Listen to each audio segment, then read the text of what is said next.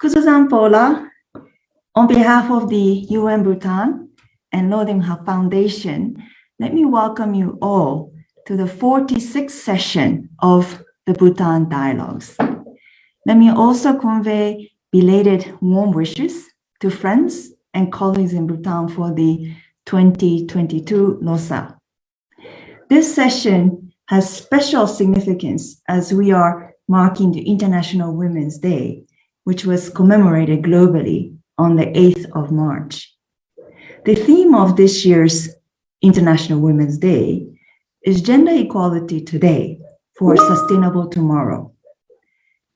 It came against the backdrop of our accelerated global efforts to ensure efficient socioeconomic recovery from the pandemic for a greener and equitable future. Gender inequality and the climate crisis are perhaps two of the most significant threats to sustainable development today. It is therefore very important for all of us to understand the nexus between gender equality and climate change so that we can implement actions that are responsive to these complex and interdependent challenges.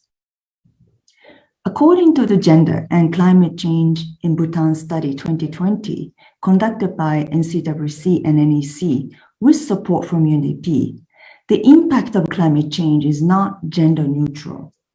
It means that women and girls are disproportionately affected by climate change. The adverse consequences of climate change decrease productivity and increase workload for women.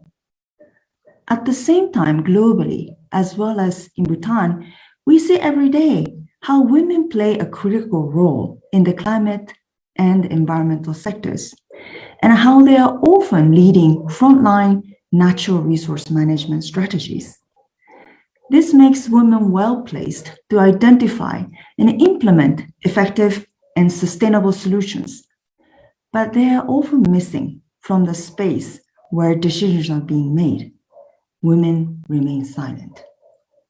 With countries now taking urgent actions in implementing the aspirations from the recent climate conference, COP26, there is an unprecedented opportunity to put gender equality at the heart of caring for people and our mother planet.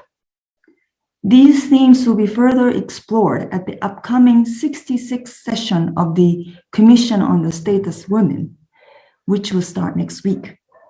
This session will be looking at achieving gender equality and the empowerment of all women and girls in the context of climate change, environmental and disaster risk reduction policies and programs. CSW is the UN's largest gathering on gender equality, and it only confirms the importance of engaging women in overall design and implementation of our collective responses to the climate emergency all the time, including the upcoming Stockholm Plus 2050 national consultations. So today, we'll be hearing from a panel of inspirational Bhutanese speakers. Through them, we'll celebrate the incredible contributions made by Bhutanese men and women towards greater gender equality, climate action, and environmental conservation. We'll also debate what more can be done and must be done to better include women and gender-sensitive considerations in our efforts towards enhancing gender equality and climate action. These valuable inputs will surely contribute to the future strategies and plans here in Bhutan and beyond. So now let me introduce the panelists. Our first panelist is Ms. Namgay Choden. Namgay studied sociology and global economic development at the National University of Singapore.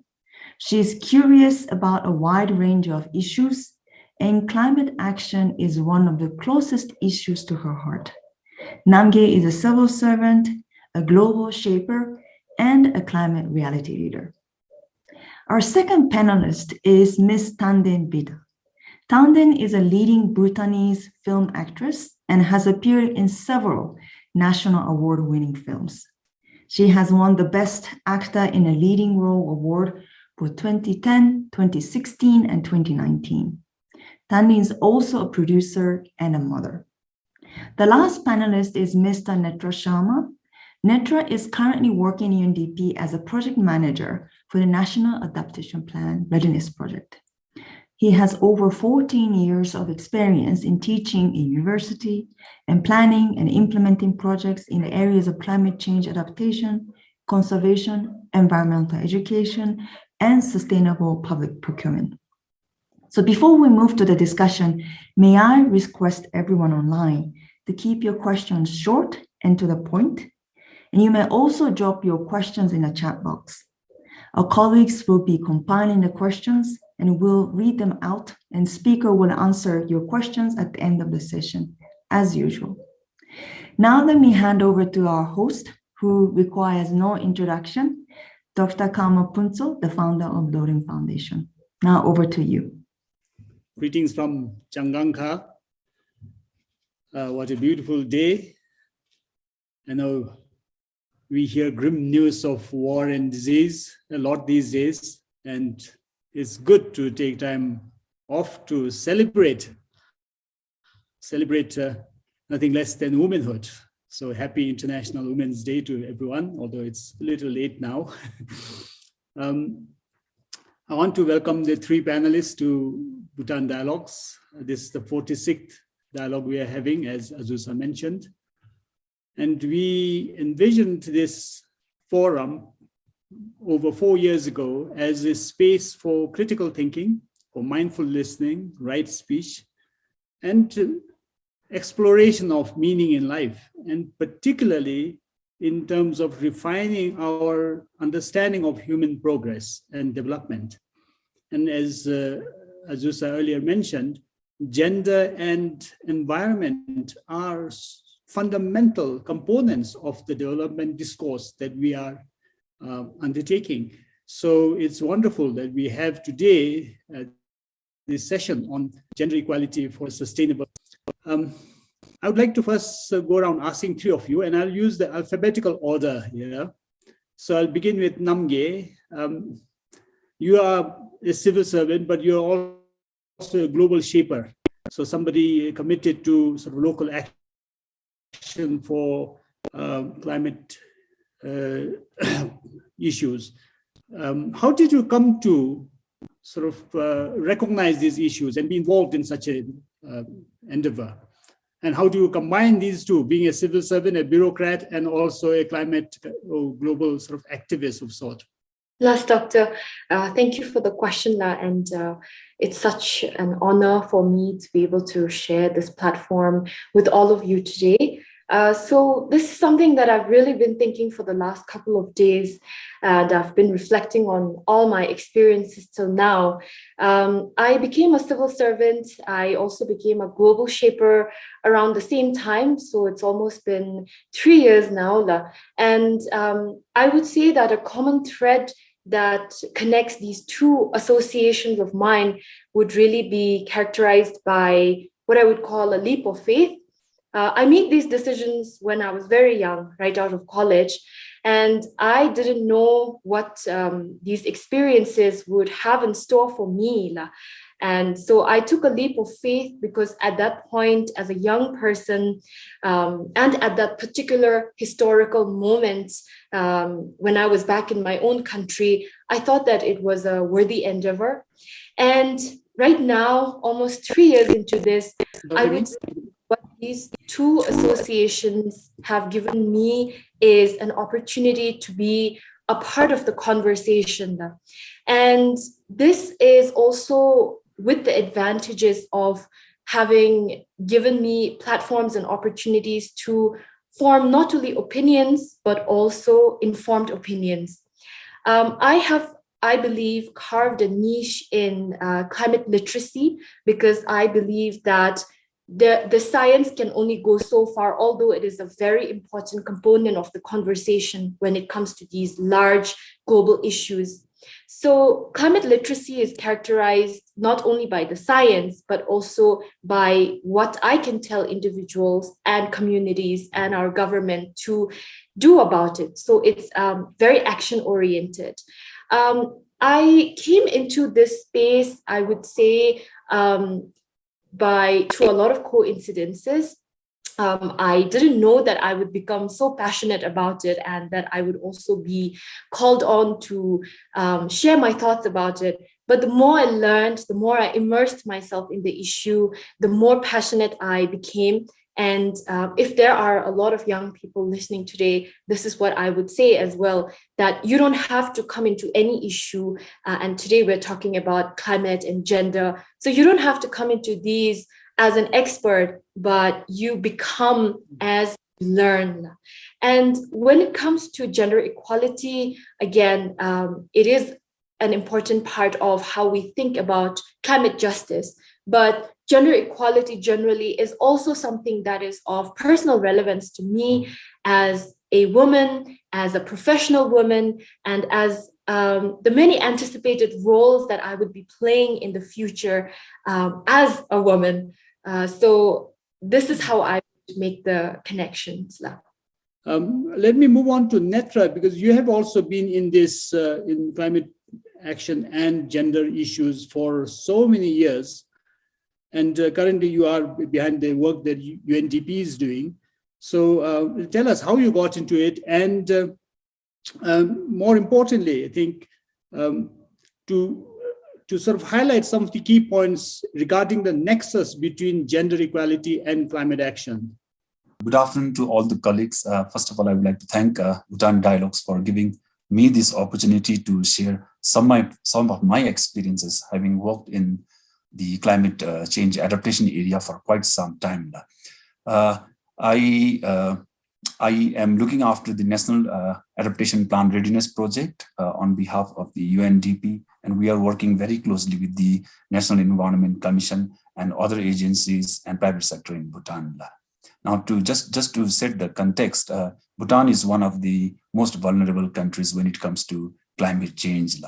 And the National Adaptation Plan, it tries to add on, it complements what Bhutan has done in the past by way of the National Adaptation Program of Actions, NAPA projects, which started from 2014. And I was associated with the implementation of the NAPA 2 project, which when it started in 2014, it was the largest climate change adaptation projects in the world. Now, the National Adaptation Plan project, it basically tries to improve our resilience to climate change by building our adaptive capacity. And Bhutan has implemented climate change adaptation projects in the past, but just to give you a brief difference, these projects that were done in the past, they tried to address the urgent and immediate threats of the climate change.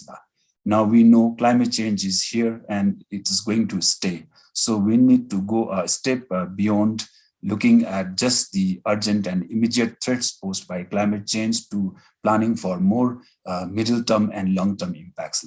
And through our assessments that we have done and which will form the basis for the formulation of the National Adaptation Plan, we have found out that women are disproportionately affected. And there are a number of underlying conditions that make women more vulnerable.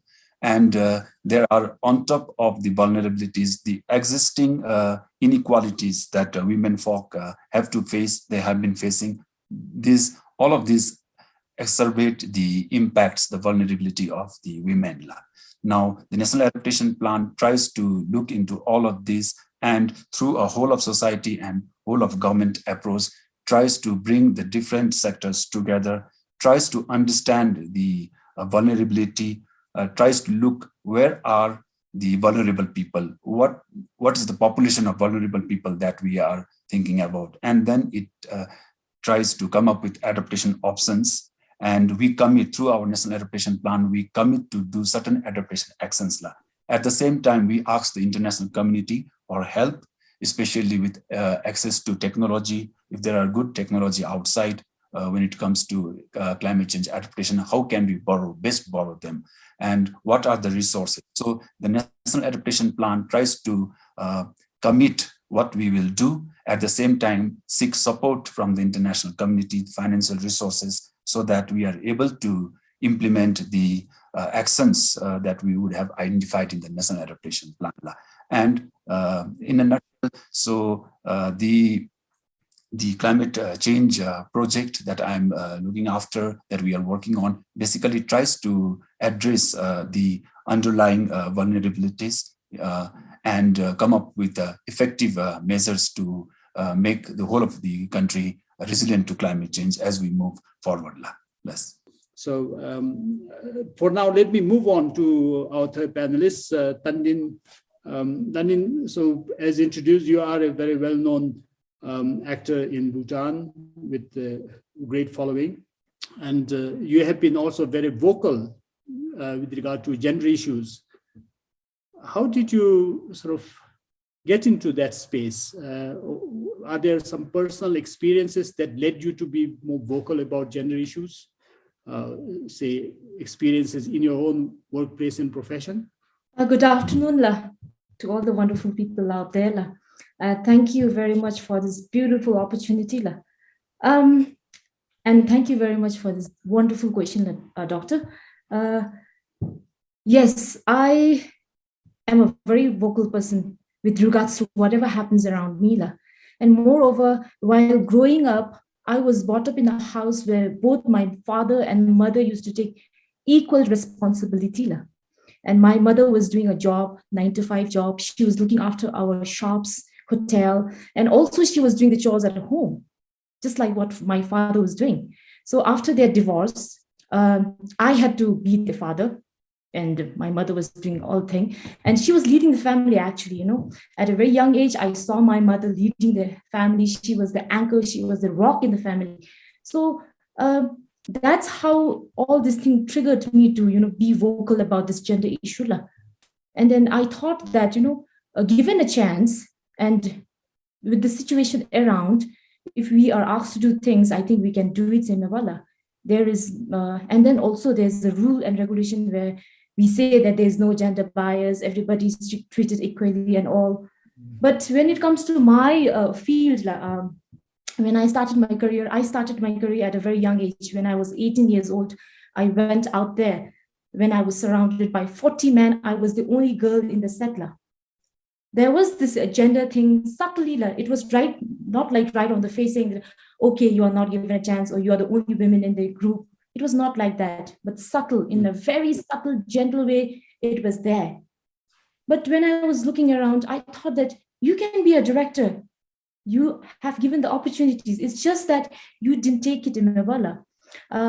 Then I thought that maybe I should look into opportunities. When I started, I was just a beautiful, pretty young girl, 18 years old girl, standing next to 45 years old actor. Just looking pretty and wearing beautiful dresses, that's it. And then after 2016, I started getting roles because I demanded, saying that I need a women-centric role. Tantipeda can do it, actually, all the girls can do it. So that's how I, saw these changes in the industry. And then that's how I thought that maybe we should be vocal about the issues, we are given the equal opportunities and we should not stay back saying that, because, when we were growing up from day one, being born in a female body, we were said that you are the nurturer. You have a compassionate heart. You are the homemaker. You are the delicate one. So I think we should change that mentality from your house. Being a mother, being a sister, being an elder, being a woman, I think we should tell this to everyone, saying that you are given the opportunity, just go there and grab it. So that's how I became vocal about this gender issue and everything that's happening around her. I'll continue on with a follow-up question for Tandin. You just mentioned how you sort of grew up in a single mother home, and then you are also yourself a single mother, I hear. Can you share a bit more light on what kind of challenges a single mother would face, and what can we do on a personal level and also on the level of the society and the state to make it easier for mothers to bring up their children? Because I personally think, and I'm pretty sure all the panelists would agree with me, that when we talk about sustainability, one of the most critical things that we need for sustainability is human resource. And mothering and upbringing of children is the beginning of building that human capacity and character. So, Dandin, how do you see this going forward? Have you made vast improvements? What would be your thoughts on what we should do? Being a parent itself is a beautiful journey, and being a responsible parent is a lifelong task. You have to be really very careful about someone who is growing up in your house, and it has to start from house. Whatever happens in the house, that is, going to affect the society and the nation and the world as a whole. So as a single mother, every day, from the day I conceived my son till now, he's 8 years old, it's a challenge. Every day is a challenge. I need to think about him. I need to divide my time between the job I'm doing. I'm not a homestay mother, so I have to go out there, work, bring home food on the table. And also I have to worry about the son who is growing at home. So every time I have to watch out what's been fed in his mouth and in his brain, with whom he's hanging out, who are his teachers, which school he's going. These are the little things you have to worry about. So initially, when I was going back to industry after my delivery, my son was just 1.5 years, and then I had to look after my son, and also I had to go there and make money. There was no other option than to go there. So, I had to carry my baby. So I really wish if there was an association, just like ECCD center, where, every organization would have an ECCD center. Because, the moment you become a mother, the responsibilities doubles up. You have to perform 100% on job, and also you expect to be a very good mother. So how can you do that? So for that, if your society expects you to be performing 100% at your job, I think at the national level, people should think and consider the organization, the government, the responsible personality should understand and think about these issues. These are the little things we normally ignore in Nepal. I think NCWC Renew is working on it, and that's really good to know about it. Keeping your son at home with your babysitter and going to the office and performing there and expecting us to be 100%, out there performing, it's not easy. So I would genuinely request the authority to, come up with the, just like ECCD center in every association, in every organization, so that you can watch your son, what he's doing, go there to do your job. That would be really appreciative. Namgi, when we look at women working either in the villages, in the field, or in offices here in towns, or as an artist like Dandin, you are pressured much more than most men are. You are expected to do a lot of household work, child caring work, and at the same time perform professionally as well as men. So when you look at such a scenario, women don't have time to learn, for instance. And you are talking about, for instance, climate literacy and gender literacy, let's say. Are our ordinary women, especially those working in the fields and the villages, able to understand the challenge that we face through climate change? Because as you said, yes, of course, people don't need to have the deep technical scientific knowledge, but yet climate change is something that you can comprehend only if you look at the weather patterns and the overall sort of cycle, right? You cannot just specifically point out one event, but rather look at it from a macroscopic view. So as a global shaper, do you think our local stakeholders, particularly women, are able to understand climate change and then apply that into action? I would like to start off by offering two caveats.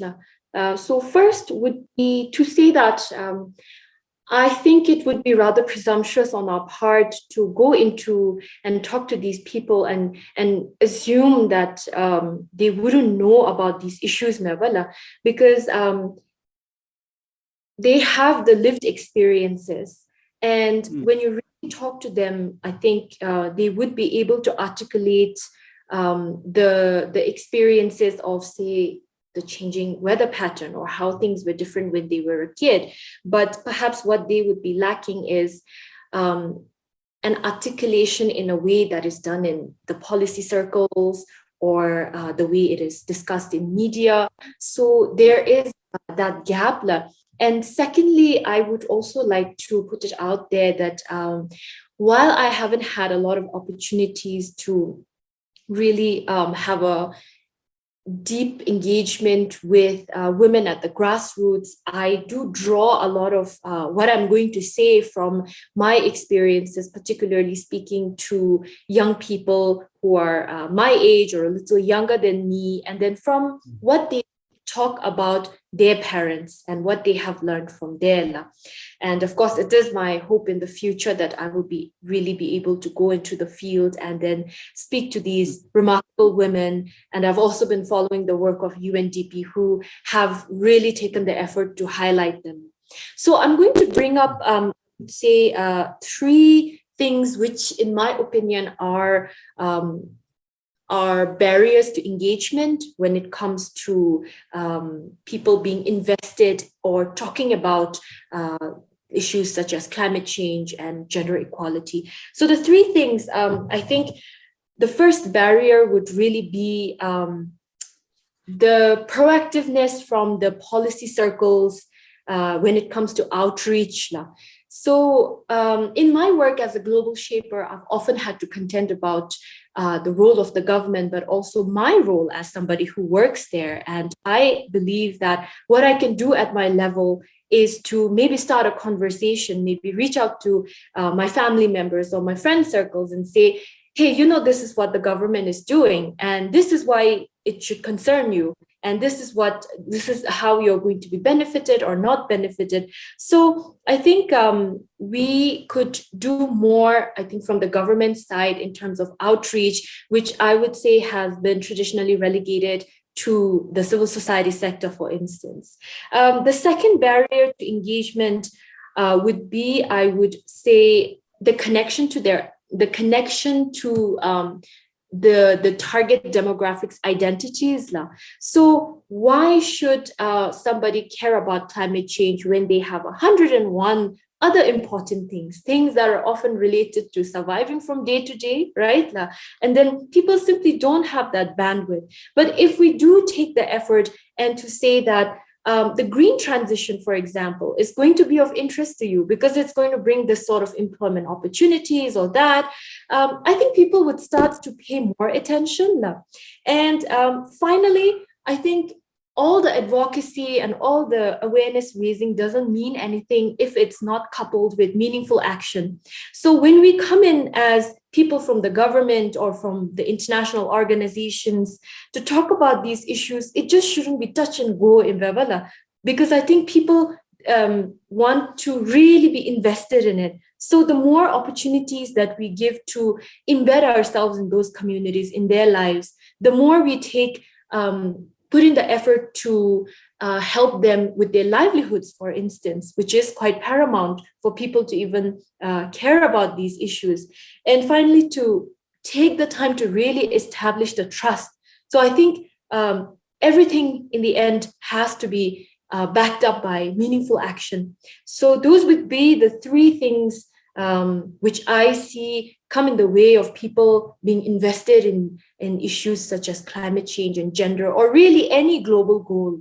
So to continue from where Namge left, talking about really engaging with the grassroots level, have the UNDP, your office has come out with this report where you identify the challenges that climate change brings for particularly the women members of the society. So in the sector of agriculture, for instance, you say the women are more affected than men are. What kind of direct sort of interventions have you suggested, or is UNDP going to take up, especially something that's very proactive, action-oriented sort of solution that you can promote among the rural women to sort of mitigate the problems associated with climate change? UNDP, in partnership with the rural government of Bhutan, came up with this gender analysis report sometimes last year, which clearly outlines a couple of things that Bhutan needs to do in order to lessen the impact of climate change on gender. And some of these are at the policy level changes that needs to be done, some at the governance level changes that has to be done, and some are pretty general, like improving general awareness and advocacy around climate change and its differentiated impacts on the women. For instance, when it comes to the agriculture sector, the report has clearly pointed out that there are more women dependent on agriculture, and they are mostly in the rural areas. Now, we know that Bhutan has a very matrilineal, predominantly matrilineal line of society. We would assume that women would be more empowered than men because they would have access to the land, the property, which is a big asset. But then the report has found out, and then it has also been strengthened by assessments done outside Bhutan, that irrespective of whether a woman has access to land as a resource, if she does not have control and ownership over that land, it does not make much change to make her life better. So a lot of activities in the agriculture sector are very climate sensitive. For example, and many of the roles that women have been taking care of, be it fetching water, looking after cattle, looking after the elderly, children in the family, they're all unpaid work. And a lot of the work that women do is all unpaid, and they don't get any income on that. And when you are talking about impacts of climate change, women's adaptive capacity, because they have lower literacy. We know in Bhutan and elsewhere, men's literacy rate is much higher than women. And so the adaptive capacity, the women's response to the impacts of climate change goes down. It's much lower compared to men.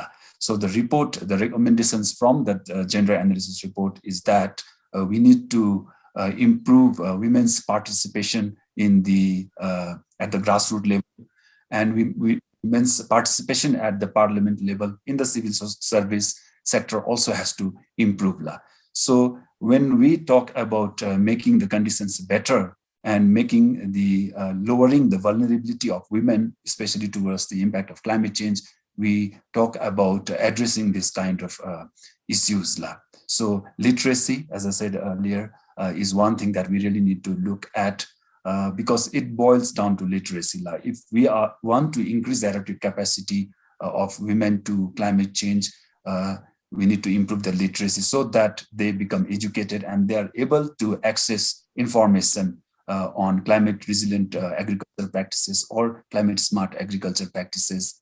And when they are empowered, then their ability to fight back climate change would go up. So the gender analysis report, it talks about recommendations, especially in the agriculture sector, in the energy sector, and the waste management sector. In all of these sectors, there is a lot of advocacy and awareness raising that has to be done. Women's access to clean, green, energy efficient technologies has to be improved, and their participation, the opportunities that we give to women to voice out their concerns, raise their aspirations, and bring it to the national mainstream is very important. So the report talks about this kind of recommendations, and the recommendations can be as simple as, let's say, providing women-friendly farm machines to the women in the agriculture sector, or it can be a little upstream policy intervention work, like improving or increasing women's participation in the parliament, so that when we have more and more women in the parliament or in the civil service sector, then the concerns of the grassroots, the differentiated impacts that women face in terms of climate change can be brought to the national mainstream. Their concerns can be heard. And overall, women have a very good amount of knowledge because they have been involved. Let's again go back to the example of agriculture. They live that every day. They have so much of experiences gained. So that experiences has to come to the front. So that's why this report on the gender analysis is important, and government has a lot of things to do here. We in the society can also play our part. Academic institutions can also do a lot of things, and overall we need to increase our capacity to fight back to climate change. Fully appreciate how grassroots level climate literacy and education, building up capacities, raising awarenesses are so important. But then when you look at certain challenges we face, for instance, in the past few days, it has been coming up in the news a lot about how we did so well in tiger conservation. But then the village people, the farmers, are the ones who are bearing the brunt of the conservation of the tiger population. They are losing a lot of livestock, and there doesn't seem to be a very clear solution to that. The provision of resources to compensate for their loss. So shouldn't there also be some are there any concrete solutions that UNDP or other organizations should also come up in addition to awareness campaigns and educational programs? When we talk about lessening the impacts of climate change on the community, the human-wildlife conflict is quite a tricky issue. So in order to address human-wildlife conflict and to offset the losses that the farmers face, UNDP and also other development partners have come up with a lot of alternative income generating activities. For example, when we were working in Bhutan, in Wangchu Sentinel National Park, we were supporting a group of villagers to come up with homestay programs. So when guests would come, they would open up their houses. So the idea is you make a certain amount of income from that, and your dependence on the natural resources would be going down. So when you depend on alternatives, when you basically diversify your income, then your dependence on one particular source of income goes down. So that's the basic philosophy. So that's one opportunity. And similarly, there are other livelihood activities also. For example, in Shamgang, through the Napa 3 project that's being implemented in partnership with the rural government of Bhutan, women are trained to grow organic turmeric. And organic turmeric is converted into turmeric powder and sold in the market. So there is support provided in the whole value chain of the turmeric, starting from how turmeric can be grown organically to processing and finally reaching it to the market. So this kind of concrete alternative income generating activities would definitely help in offsetting the losses that our rural farmers face from the otherwise tricky human-wildlife conflict. Yes. Yes, thank you. Tandin, so we were talking about how important it is to raise awareness and educate people. And I think this is fundamental. For instance, in my own case, until a young friend of mine, a girl from Australia, told me about how the use of toilet paper that we make is connected to forests somewhere else in the world, I couldn't really see how the world is connected, and our behavior need to really change in order to sort of mitigate the climate change challenges we face. So in that respect, educate about climate change and also come up with solutions, especially behavioral changes. Yes. Entertainment is the biggest medium to educate, actually. But then film industry in Bhutan is very young right now. And then basically, personally, I thought that, our responsibility was just to entertain people and to, to take care of the cultural values and promote all these things. And later on, I learned that film industry's job is not just to entertain people, but to educate them. So that was our bigger responsibility. And there were times when the organization used to come forward and ask our help, and we used to collaborate. And then we did with Ministry of Health before. For Move for Health, our singers were out there singing on the street, educating people about how important it is to be, to go to the hospital, to get checked, to have your medicine on time. These are the basic things that we had to educate our people in Mevala. And then then after that, we thought that there are different sectors and organizations who would particularly look into issues like, if it is about women, there is NCWC, Renew. If this is about health, there is Ministry of Health. If there is education, there is Ministry of Education. And then film industry, entertainment, the culture, the values, the norms, Then we just thought that was our job. But then now Renew has come forward to collaborate with film industry. Our girls, our singers are performing on women empowerment, and then they have come forward and we have collaborated with them. And we are always there, doctor. As a film industry, as an entertainer, we are always there. But I think organizations should come forward with proposal to us, saying that, we want you to be there to educate about all this thing. Currently, Film Association is working closely with Ministry of Health. We have been educating people on COVID-19 for the last 3 years now. So I think the concerned organization should, just like Ministry of Health, just like NCWC, just like Renew, I think people should come forward and tell us where we have to go. You guys should be there to support and tell us that, okay, the industry should be there to educate on this thing, on child labor, on this thing, on women. I think you guys should come forward and tell us about this thing, because we are, as an organization, always there, firm, trying to help. But we can't go there with a proposal saying that, okay, we want to educate about women empowerment, we want to educate about, education. We can't do that. So as an organization, you should have a separate fund if you can. That would be really great for us. If not, you can always come forward and collaborate, and we can do that.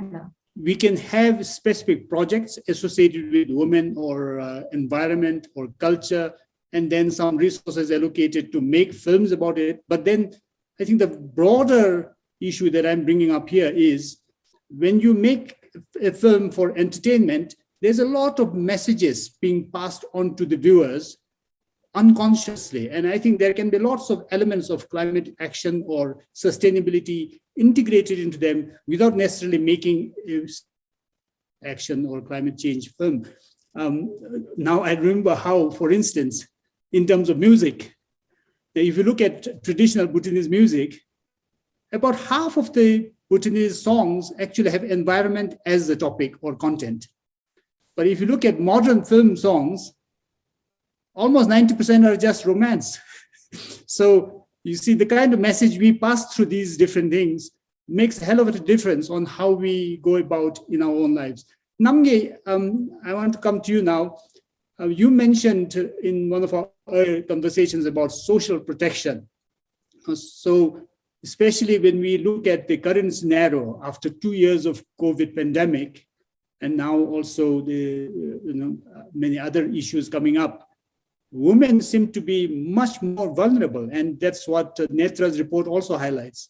What kind of social protections should we think about going forward with the new challenges we face? I would like to start off by saying something which I usually like to say, and that is, when it comes to Bhutan, our country's own, let's call it, climate story, so far it has been very much conservation-centric in Bhutan. And earlier, when when you asked about the human-wildlife conflict, I think it is high time now that we start articulating our climate story from a more human-centric perspective. And again, this is not new, because with our development imperatives, environmental conservation is definitely going to be challenging. But by putting human beings at the center of it, I think that is only humanizing climate change and expanding the scope of its issues and subsequently its solutions from a more, I would say, a more realistic perspective that would ultimately need to benefit people. I mean, we do have to prioritize people. And on Doctor's question of social protection, I very much believe that our institutional structures and mechanisms have to be there to protect people. And we should, as far as possible, I think, avoid placing the onus of responsibility entirely on individuals. So, for example, I am a bit wary of a lot of our campaigns which are currently around. So, for example, saying, okay, don't use plastic bottles. But who is questioning where these plastic bottles are coming from?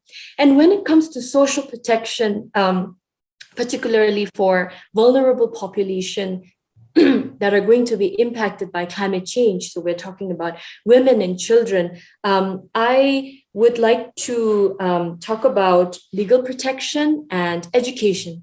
And this is something that we individuals can't solely do it on our own level. Like, this is something that our policies have to achieve.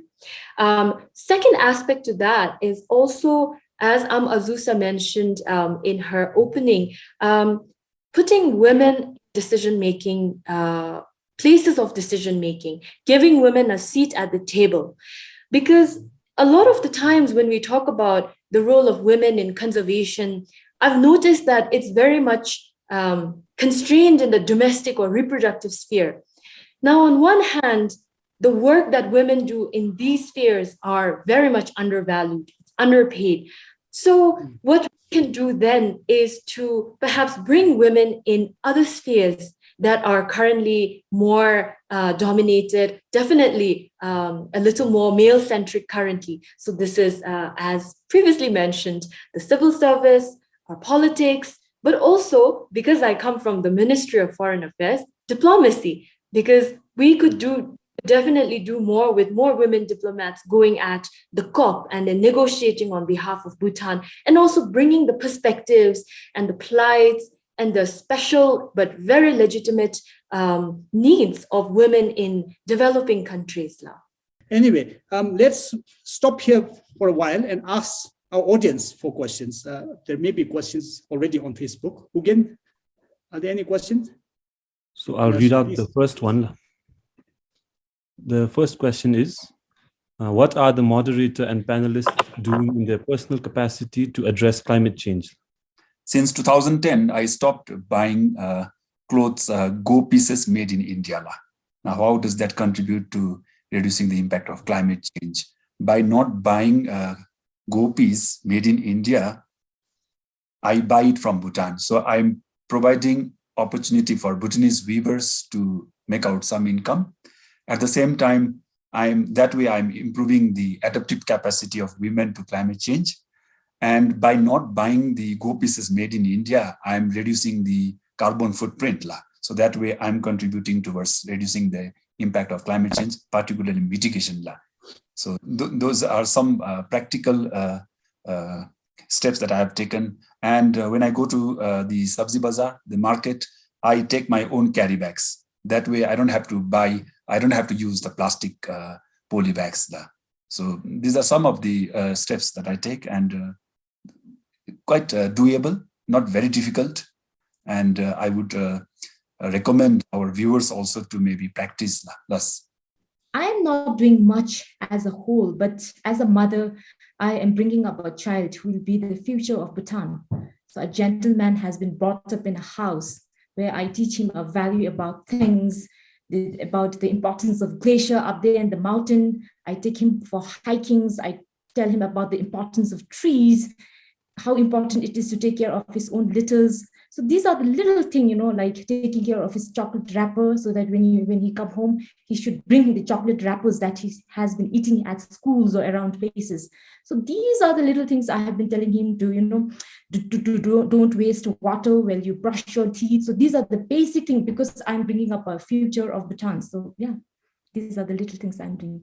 So yes, of course, that is very important.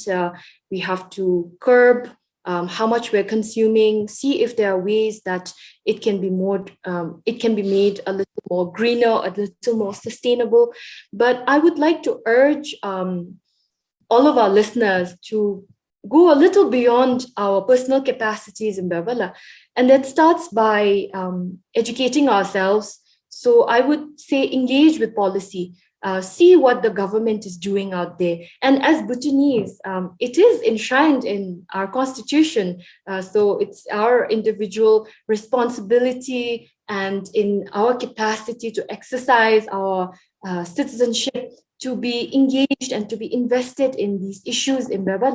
So go out there, see what is being done at the government level, and see if you can critique it, see if there are any gaps, see if there are any places where you can contribute to the conversation. And I feel that personally, this is where my climate action has come in, because I take, whenever I can, I take the time to talk about these things, especially to younger people who are very much perceptive. I've also had the opportunity to go around our colleges and then engage with college level students and design activities around that.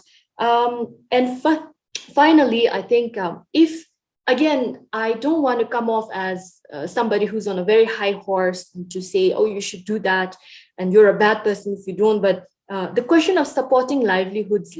So maybe some of us can't buy clothes that are made in a certain village because it does tend to be very expensive. So you shouldn't feel too bad if you can't do those things in Berbala. But if you can, I think it's great that if you can support the livelihoods of our local artisans, women, local products.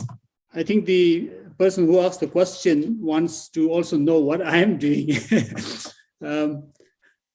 Well, I've been a vegetarian for almost 30 years now, for my own health and also for the environment. I've segregated dry and wet waste since 2006. I rarely use toilet paper now because I have a health faucet facility in my toilet. And if people are also having access to health faucets, it's more hygienic and cheaper also to use that instead of the toilet paper. I take cold showers in the summer. Good for my health and also saves energy. I've been lately involved in construction. I try to recycle or reuse as much as possible of the construction waste, including broken tiles, stones, and leftover timber, leftover glass, and so forth. Just this afternoon, I was doing something with tiles. I've recently switched from LPG stove to electric stove, and I think this is something that the Bhutanese can easily do because it's economically also beneficial. I don't know what Netra said as his second, third sort of suggestions, but maybe my line broke, so I didn't hear. But I go to the sabji market also with my own bag. So I almost always decline plastic bags. I've tried to cut down my air travel. At least past 2 years, I managed to do it to with zero air travel, but going forward, I'm not sure. So I'll try hard to cut it at least by 50% or so. Then what else? Yes, we've been planting trees, at least 5 every year, giving prizes to villagers and students if they want to plant as well. And as Namge said, I talk a lot about sustainability and environment and climate action. And Bhutan Dialogues is one space where I give quite a lot of time and we talk about these things. So thank you for the question. The second question is, what are the specific gender roles for a more sustainable future? What role do women's leadership play in tackling climate change and sustainability? And how can we promote women's participation in climate action? Panelists may relate to your own profession. I think it has been mentioned, so I might be at the risk of repeating myself, but really drawing from my own experiences, we need women at the tables of decision making, and so that extends to our bureaucracy, our diplomatic corps, our educational system. And I remember, Doctor, you were breaking, your line was breaking at that point, but something about preferences, more like gender differences and preferences. And I think that's a very interesting point that you bring up, and it's something that I've also given some thought to. And So wherever there are opportunities, I think we should encourage women to take that up. But on the question of there being opportunities, but women not taking it up, that in itself is quite a puzzle. And towards that end, I would say that I think for now, our solution would be to highlight examples in Bevan. We need role models. So if a young girl sees somebody like Autanjin talking about climate change in one of her movies or one of her dances, then that's really going to bring attention to that. Or I hope that somebody who's watching today sees me and then gets interested in this particular topic. So I think that's a very practical way to go forward, having examples, and then that kind of opens up the door for more women to be emboldened to take up these opportunities. I agree with Namgela, because it's not that we are not given opportunity, Navala. We are given opportunity, and I really wonder why we are not taking up that. And then it all boils down to how much ever we comment and we talk about, we debate about all these things, gender equalities and inequalities and biases at all. It boils down to one thing. We are given the opportunities, and why are we not taking it? And it comes from a home, because, at a very young age, when you go out, it's a very simple example. When you go out, when you come home late, you have been asked, why are you late like a boy, like a man? Why you're out all the time? Is it the time for you to come home? I think we have to educate ourselves first, love. We have to know, and we have to break this cocoon. Remember, we are still in that cocoon, barred with all the, all the norms, all the restrictions that we have built by ourselves. And we always think that we are the inferior part of the society. And first of all, you should brush this, you should clean that, and only that you can grasp the opportunities. Opportunities are up there. And recently I decided to direct a film, not because I want to be a director, not because I wanted to be known as a director. I'm very happy to be known as an actor, as an entertainer. Why I did this? Because someone was giving an opportunity. And I wanted to do this, to tell the story, so that our younger girls, our younger women could come forward and direct a film. Because we hardly had few female film directors and scriptwriters. That's why movies are not women-centric, because the men were writing stories for us.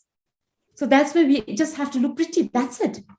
So that's why, I think what boils down to this this topic is you should come forward and you should change your mindset. Yeah, and it has to start from your house.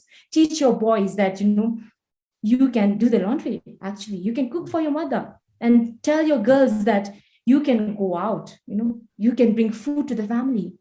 And these are the things, little things that you can start doing from home.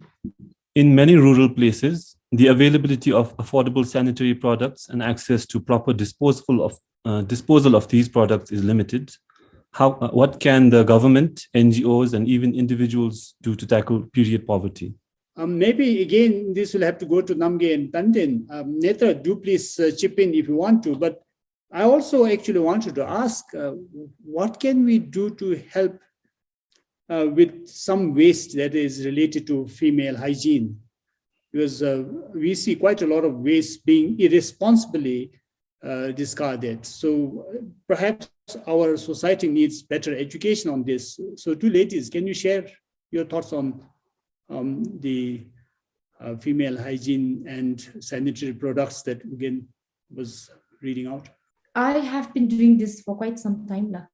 I have been going to those shops and those companies. I have recently collaborated with an Indian company where they supply sanitary pads. And then I come to a conclusion saying that I don't need a payment, but I need free supply of pads wherever I go for filming. So if I was going to Pobjika, I would be supplied with a carton filled with sanitary pads. So I will go to homes and tell them about, and it was so shocking to see that our women are so shy to, come forward and talk about, period. I mean, they have this, they feel like a stigma And they are very much shy about talking about their period problems. And I went out there because in the film set, I was surrounded by 40 men and I was the only girl in the set. And when I was talking about, oh, period, you have to use this pad and you know how to open this. Basically, they know all this thing, but then they are very much shy to come forward and talk about it. And they, they feel like it's a shame for them to talk about it. So I have been doing this. I have been educating about all this thing, and I've been getting sponsors from around the places, especially my friends in America. They have been supporting me for quite some time now. So even in nunneries, few nunneries, I have been supplying pads. So these are the little things I have been doing and educating at the same time.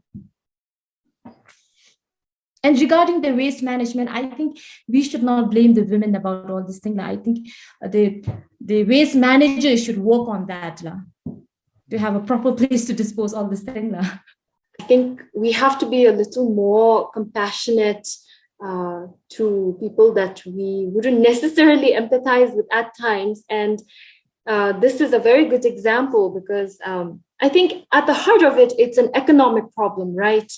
It's not just an issue of somebody's personal habits in Bevana. So somebody is in a rural area and happens to be a woman. So it's very likely that their level of education, their access to facilities is going to be very limited. And at the same time, the social influence that that woman would have to go through is going to be very different from what I, as a woman living in an urban area working, would be surrounded by. So to that, I would also like to bring up a couple of larger issues. So firstly, sanitary products, I believe, are still taxed, whereas there are some countries who have now moved on to making sanitary products a basic human rights product. And it just so happens that women are the only ones who need it. And this conversation is really missing. Secondly, our access to amenities. So I, for example, had been using period cups, which virtually eliminate all period waste. But when I would travel, or even in my own house, I wouldn't get clean water sometimes. So in these instances, it makes it very difficult for me to be more sustainable, despite my very real need and intention to be that way in Bevana. So again, I think I am really with the conviction that our personal problems are not just personal, but it's related to so many other things that need to be solved. And the more we talk about it and the more we make these connections, I think we can move to solutions that will be realistic and solutions that will work. Chip in something here, and I'll ask Netra to come on as well. So I think there is no doubt, at least among the educated or more responsible, conscious citizens, that all our female menstruating people should have access to sanitary products. I think that should be a fundamental right almost. If not a right, it should be available easily anywhere the women need. But then today, let's link this kind of women's issues to the bigger picture of climate change. So last year, Namge, to give you this information, the government, the Prime Minister, while celebrating the red dot, actually removed all the taxes on sanitary napkins.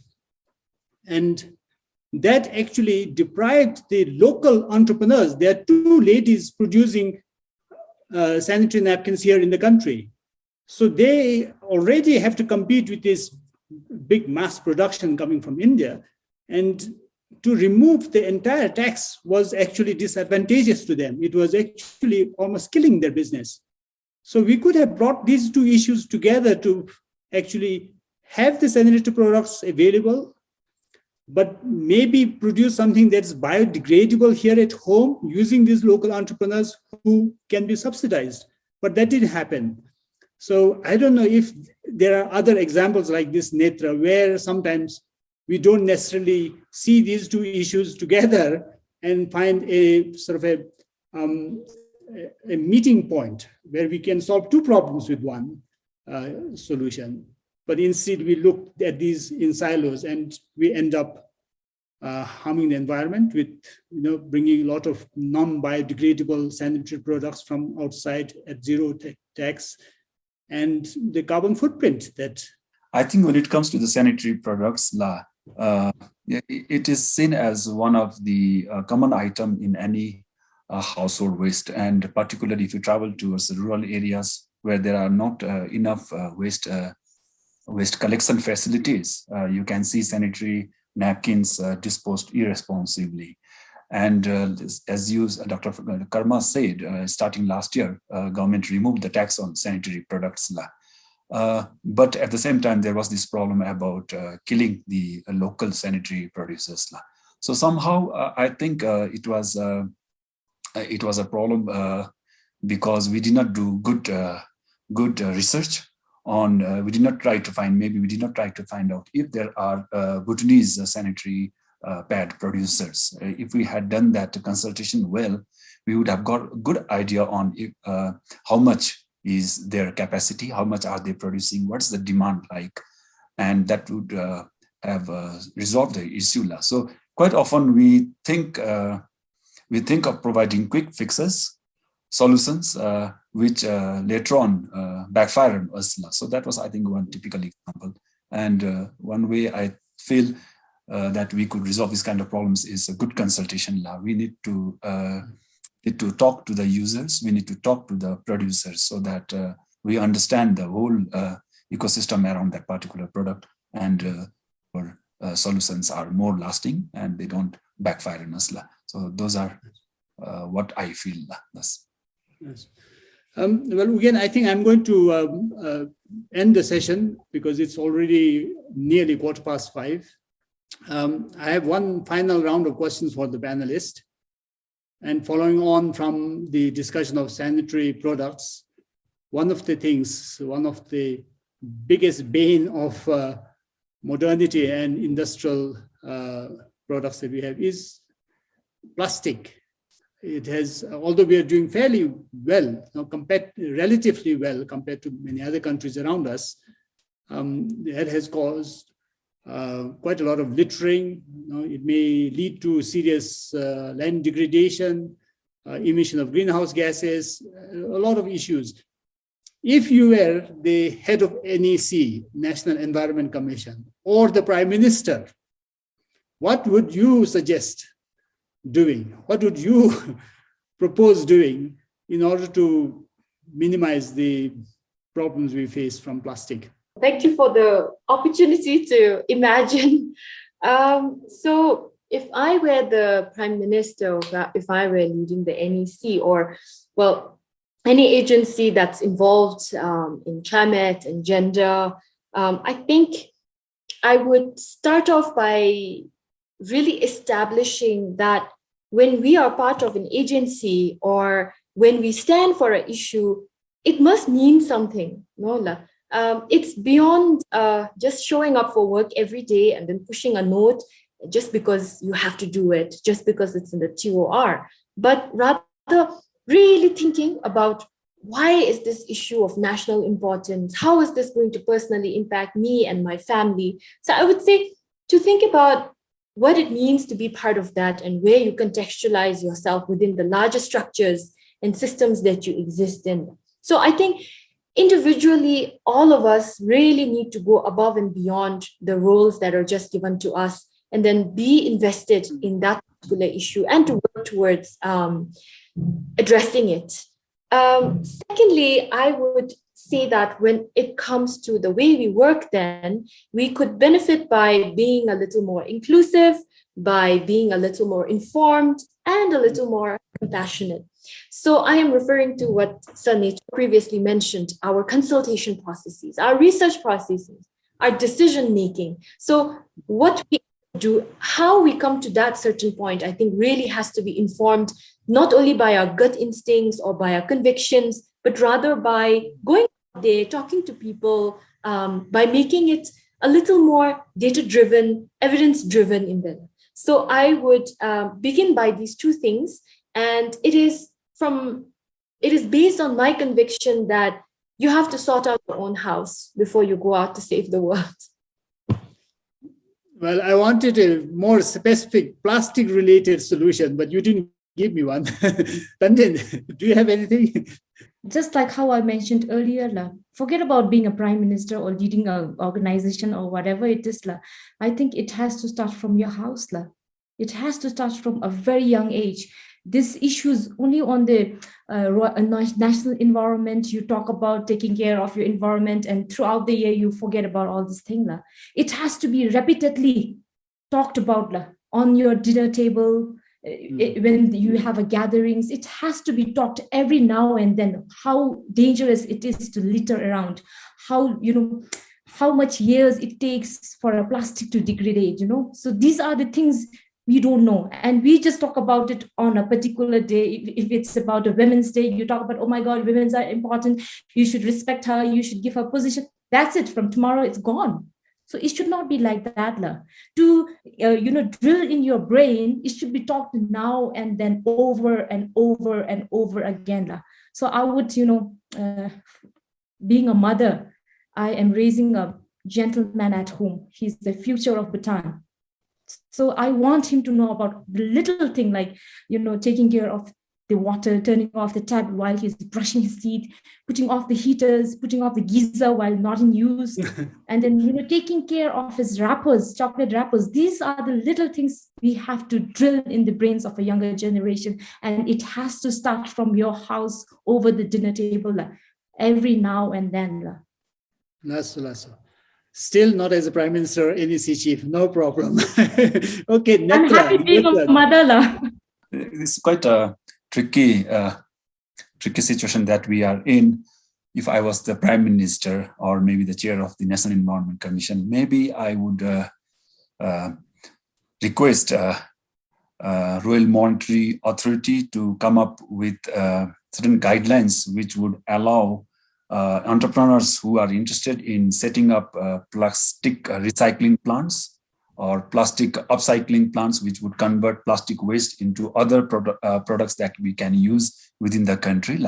And one way of doing that may be reduce taxes on the equipments that would be utilized for making this kind of products. For example, we have now a couple of examples within our community. The green roads help firms which are like this, green roads, let them get the waste, the plastic waste, let them have land to set up their plants, maybe one plant in central Bhutan, one in southern, one in eastern part, so that we don't have to bring all the waste from east all over to Thimphu and process it here. So promoting this kind of green entrepreneurs would be important. That's something that we could do. It could be as simple as simplifying labor laws if they are not in favor of this kind of entrepreneurship, removing taxes on equipments. There are a couple of things that we can do, and it would be good to start with these low-hanging fruits, those steps that we could take up to start with. Las. So thank you. I think I'm fully with you that the government can certainly help quite a lot of these new initiatives, greener road that you mentioned, certainly using plastic to pave our roads, then greener way, reusing plastic to make plastic poles for farmers to use. Then I think there is also now a new initiative to make plastic roof. I think these are wonderful, but it would be very difficult still to control the sort of littering and the use of plastic as a whole, just because there are some people who come and pick it up and reuse them. I personally think that if we have individual freedom and liberty to use it, we have the right to use it, but maybe the state should come up with a tax system that anything that's packaged in plastic should have a plastic tax separately. And that way it will also serve our sort of cause of health. No, I think plastic being a serious pollutant of our food. Anyway, so we have already run over time quite by a bit. I have many questions to ask three of you, but let's stop here. Thank you very, very much for joining us in this first Zoom session we had for Bhutan Dialogues. Thank you for sharing your insights, your experience, and your suggestions. And I want to also thank the audience who have been tuning in to listen to us. And I normally end this session with a Bhutanese saying or a piece of wisdom. Today, as we have been talking about gender issues and climate action, it has to be action-oriented. So the best thing we can take home with us is this Songkha saying, Khashe chui baga lalin sergi tikpa, which would translate roughly as talks are mere bubbles, actions are drops of gold. So we need to really translate our words, including what we have discussed here on Bhutan Dialogues, into concrete actions. And we hope to see a better future with equality for both gender, or all the genders, sorry, and also a better sort of environment with less climate issues. Thank you.